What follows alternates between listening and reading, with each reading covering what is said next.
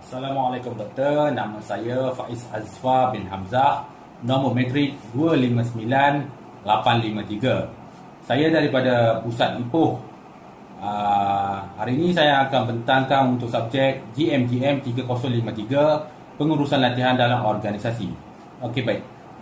Tajuk untuk saya bentangkan adalah analisis keperluan latihan Jabatan Bomba dan Penyelamat Malaysia. Baik, saya mulakan pembentangan saya. Pendahuluan. Pembangunan sumber manusia merupakan set aktiviti yang sistematik dan dirancang untuk memberi ahli kemahiran bekerja, peningkatan prestasi, motivasi bekerja dan keberkesanan organisasi. Dalam pembangunan sumber manusia, konsep pembangunan dirujuk kepada kesan akhir pencapaian organisasi. Terdapat 3 kaedah yang boleh diterangkan untuk mencapai atau mengekalkan pembangunan dalam organisasi, iaitu melalui latihan dan pembangunan, motivasi dan kepimpinan serta pembangunan organisasi. Setelah individu digaji, majikan akan berusaha mengadaptasikan pekerja mereka dan memastikan mereka bekerja secara efektif. Justru itu, kaedah yang paling utama dalam pembangunan sumber manusia ialah memberi latihan kepada pekerjanya, di mana program latihan seharusnya berupaya memberi manfaat kepada kedua-dua belah pihak, sama ada kepada organisasi maupun para pekerja. Latihan yang dilaksanakan adalah untuk membangunkan potensi, kemantapan kebolehan selain melengkapkan seseorang itu supaya lebih kompeten, inovatif dan bermotivasi tinggi dalam menjalankan dan mendukung tanggungjawab kepada organisasinya dan juga masyarakat. Hasil pelaksanaan program latihan yang dilaksanakan diharapkan meliputi perubahan sikap, pengetahuan dan kemahiran seseorang individu tersebut. Latihan didefinisikan sebagai satu proses yang terancang dan sistematik untuk membangunkan pengetahuan, kemahiran dan kecekapan melalui satu proses pembelajaran dan pengajaran bagi mencapai prestasi kerja yang efektif. Selain latihan juga adalah satu aktiviti dan pendekatan pembelajaran yang mana mengarah kepada perolehan pengetahuan dan kemahiran yang spesifik bagi tujuan kerjaan atau tugasan yang cekap dan berkesan. Antara tujuan utama sesuatu program latihan itu diadakan adalah bagi memenuhi matlamat organisasi melalui peningkatan pengetahuan, kemahiran dan perubahan sikap. Kaki tangan seterusnya memberikan sumbangan ke arah pencapaian matlamat organisasi. Sokongan daripada semua pihak, terutama pihak atasan dan kerjasama pekerja bawahannya, merupakan faktor utama yang membawa kepada kejayaan sebuah organisasi dalam sebarang program latihan yang dianjurkan. Oleh itu, setiap program latihan yang dianjurkan mestilah berupaya untuk meyakinkan peserta yang terlibat bahawa program yang akan disertai akan memberi manfaat dalam mempertingkatkan ilmu pengetahuan dan kemahiran kaki tangan agar prestasi kerja dapat dipertingkatkan. Untuk memenuhi hasrat itu, pelibatan dan kerjasama semua pihak amat diperlukan. Sesuatu program latihan perlu direka bentuk bersesuaian dengan masalah yang dihadapi. Dengan itu, reka bentuk latihan yang akan direka berupaya untuk berfungsi sebagai satu dokumen penyelarasan antara semua pihak yang terlibat. Ia sebagai panduan pengurus latihan untuk mengendalikan dan menyelaras program latihan. Jurulatih yang sesuai memberi garis panduan kepada jurulatih agar mereka dapat menyediakan aktiviti pengajaran dan pembelajaran, membimbing pelatih belajar secara sistematik serta menuju ke arah pencapaian objektif latihan. Okey, seterusnya pernyataan masalah dan objektif kajian. Pernyataan masalah. Kajian kes ini dijalankan adalah untuk membincangkan mengenai analisis keperluan latihan dalam sesebuah kerjaya di dalam sebuah organisasi. Objektif kajian. Tujuan penulisan laporan ini adalah untuk mengenal pasti analisis keperluan latihan dalam kerjaya bomba dan penyelamat Malaysia. Okey, seterusnya ialah kerjaya yang dipilih. Kerjaya memainkan peranan yang penting dalam kehidupan seseorang kerana dengan kerjaya, seseorang itu akan mendapat sumber pendapatan dan ruang untuk bersosial dan berinteraksi. Kerjaya sebagai bomba adalah satu kerjaya yang sangat penting, di mana ia adalah satu pekerjaan yang mencabar dan memerlukan seseorang itu mempunyai kekuatan fizikal dan mental yang kuat, di mana mereka perlu menjalani kursus dan latihan tertentu untuk menjadi seorang anggota bomber. Seseorang yang menjadi anggota bomber bukan sahaja dapat menyaring hidup keluarganya, bahkan dapat membantu orang lain dan masyarakat sekeliling untuk memerlukan pertolongan. Di dalam kerjaya bomber, ia terbagi kepada beberapa pangkat jawatan, iaitu penguasa bomber, penolong penguasa bomber dan pegawai bomber.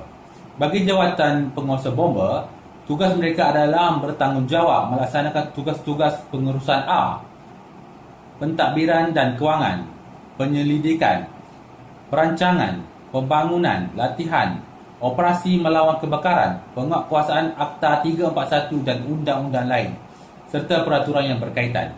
Manakala bagi penolong penguasa bomber pula, bertanggungjawab mengetuai tugas-tugas operasi melawan kebakaran di ibu pejabat di peringkat negeri dan membantu di dalam tugas-tugas pengurusan am, penyelidikan rancangan pembangunan dan penguasaan Akta 341 dan undang-undang lain yang berkaitan. Sementara itu pula, bagi pegawai bomber pula, mereka bertanggungjawab sebagai pekerja yang menguruskan pentadbiran harian balai serta bertanggungjawab memadamkan kebakaran semasa kebakaran dan menjalankan tugas-tugas menyelamat. Seterusnya, latihan dalam kerjaya bomber. Pada dasarnya, sepanjang kerjaya seorang pegawai bomber di dalam jabatan, ia akan melalui suatu struktur latihan yang sistematik dan berterusan terbahagi kepada 5 peringkat berikut. Pertama ialah pra-penempatan, iaitu latihan asas. Fokus pada awal perkhidmatan pegawai, iaitu antara 1 hingga 3 tahun.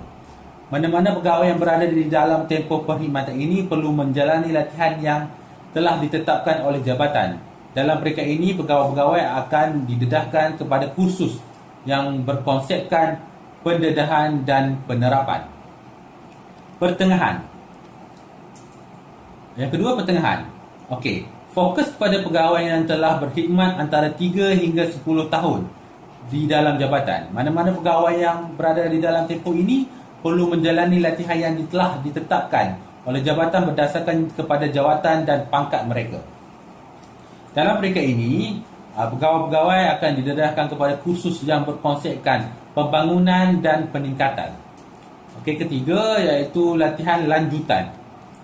Fokus kepada pegawai yang telah berkhidmat antara 10 tahun hingga ke 25 tahun atau lebih, yang mana hampir sebelum 3 tahun menamatkan perkhidmatan.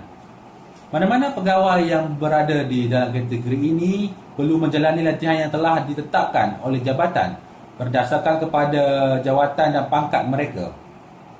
Dalam kategori ini, pegawai-pegawai akan didedahkan kepada kursus yang berkonsepkan pengukuhan. Nombor 4, latihan peralihan. Fokus kepada pegawai yang akan menamatkan perkhidmatan wajibnya, iaitu 3 tahun sebelum mereka menamatkan perkhidmatan. Mereka ini akan didedahkan kepada kursus persediaan bagi menjalani kehidupan selepas menamatkan perkhidmatan, dan kursus ini akan ditentukan sendiri oleh jabatan. Seterusnya, yang kelima, persaraan. Peringkat di mana para pekerja telah tamat tempoh perkhidmatannya dan akan memfokuskan kepada kehidupan bersama keluarga tersayang. Walau bagaimanapun, terdapat juga anggota yang meneruskan kerja lain seperti berniaga, kerja di dalam sektor swasta dan lain-lain lagi. Dalam fasa ini, program latihan tidak lagi diperlukan disebabkan para pekerja tidak lagi berada dalam organisasi. Seterusnya ialah analisis keperluan latihan. Masalah organisasi ditarifkan sebagai sisihan prestasi kaki tangan daripada prestasi biasa, atau juga dikenali sebagai jurang perbezaan antara keadaan sebenar dengan yang sepatutnya. Sebelum sesuatu latihan atau kursus diadakan, pihak Akademi Bomber dan Penyelamat Malaysia telah menjalankan analisis trainability. Analisis trainability ini dibuat bagi memastikan latihan yang diberi bentuk bertepatan dengan kehendak individu. Ia adalah untuk mengenal pasti masalah yang dihadapi. Dengan menjalankan analisis trainability ini, masalah akan dapat dikenal pasti dan dapat membahagikan semua masalah tersebut kepada 2 kategori utama, iaitu masalah yang dapat diatasi melalui program latihan dan masalah yang perlu diatasi melalui tindakan bukan latihan. Analisis trainability ini akan menjurus analisis keperluan latihan dan kegiatan program latihan ke arah mencari penyelesaian. Analisis keperluan latihan mengkaji secara mendalam pengetahuan, kemahiran dan sikap kaki tangan yang mengendalikan sesuatu tugas secara tidak cekap dan telah menimbulkan masalah serta mengkaji sesuatu tugas yang mengalami masalah secara terperinci. Ia boleh didefinisikan sebagai satu proses pengenal pasti kaki tangan yang memerlukan latihan serta bidang latihan yang diperlukan.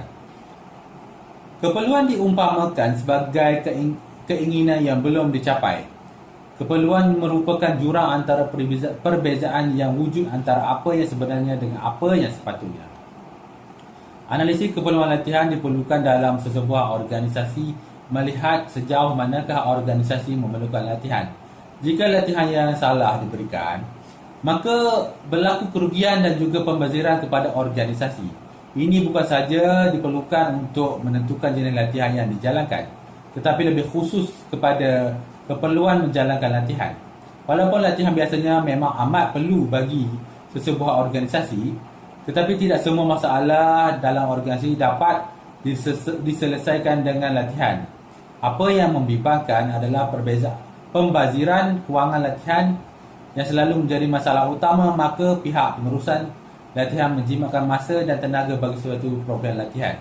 Oleh itu adalah amat penting analisis keperluan latihan dilakukan dalam organisasi bagi mengetahui apakah masalah yang berlaku dan dihadapi di dalam organisasi yang menyebabkan kerugian dari segi produktiviti dan tugas serta penurunan prestasi pekerja, di samping mencari jalan penyelesaian yang lebih ekonomi yang dapat mengurangkan pembaziran.